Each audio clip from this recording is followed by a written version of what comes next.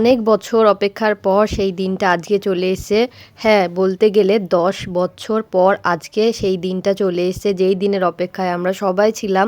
তো আজকে আমরা বাবুর জন্য একটা জায়গায় যাচ্ছি বাবুকে নিয়ে। তো তোমরা একটু পরে দেখলেই বুঝতে পারবে আমি কোন জায়গায় যাচ্ছি। তো ভিডিওটা সকাল সকাল শুরু করেছি, আমরা সব রেডি হয়ে গেছি, মানে আমি আর বাবুই যাচ্ছি।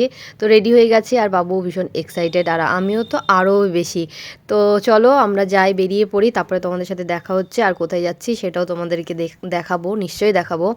আর সত্যি কথা বলতে আজকে এই কাজটার প্রথম পদক্ষেপটা নিচ্ছে আর কি, তারপরে হয়তো অনেক টাইম লাগবে এই কাজটা সম্পূর্ণ হতে। তো চলো ফার্স্টটা আগে শুরু করি, কি হয় দেখা যাক। ভুলভাল বাসে উঠে পড়েছি, তার জন্য আমরা আবার নেমে গেছি, দেখি আবার কোন বাস যাই, তারপরে সেই বাসে করে আবার যাব। এই আমার বাচ্চা কোথায় গেল? আমার বাচ্চা নার্ভাস ফিল করছে। আরে আসলে আমি যেই বাসে বলেছিল ওই বাসে উঠলাম, বাট বাসটা যাবে না। So sad.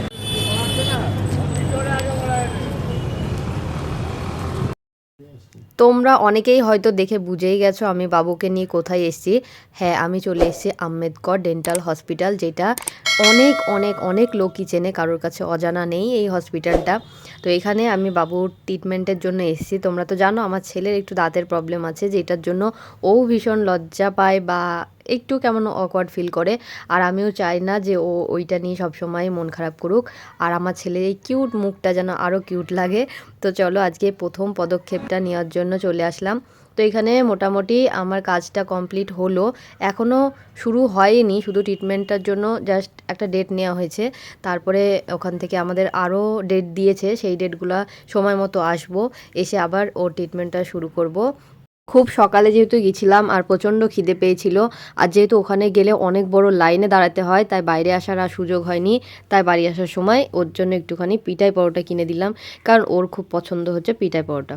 আর দেখো বাড়ি এসে চলে এসেছে আমার ছেলে রান্নাঘরে ম্যাগি বানানোর জন্য। ওর কাছে ম্যাগি বানানোটা খুব একটা ইজি কাজ, হার্ড কাজ নয়। বাট আগে যেহেতু বাড়িতে থাকতো তখন অনেক রান্নাবান্না করতো, এখন বাড়িতে তো থাকে না, তাই ম্যাগিটাই বানাতে চলে এসে। ওর নাকি আমার ম্যাগি পছন্দ হয় না, দেখো ওর কথাগুলো শোনো। তা রান্না করতে ভাল লাগে? ভাল লাগে না? তাহলে রান্না করছিস কেন? তুমি কেন ঝোল ঝোল করে? আমি ঝোল করে দিই? তুই কি ড্রাই খেতে পছন্দ করিস? আমি আলাদা। আর তুই মিশনে গিয়ে কি খাস? ম্যাগি খাস? খাস? কিভাবে বানাস? গরম গরম জল দি? ভাল লাগে ওইটা খেতে? হ্যাঁ দেখো ওর ম্যাগি, দেখো নে মশলাটা দে এবার।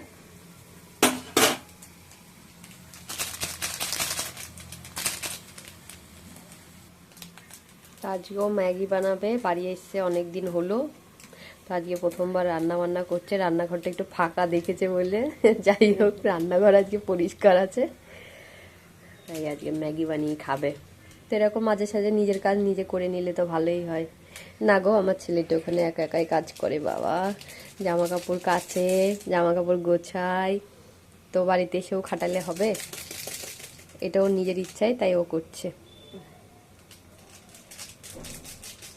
রান্না করতে তো অনেক ভালোবাসে, অনেকেই জানে কি তুই রান্না করতে ভালোবাসিস, বুঝলি?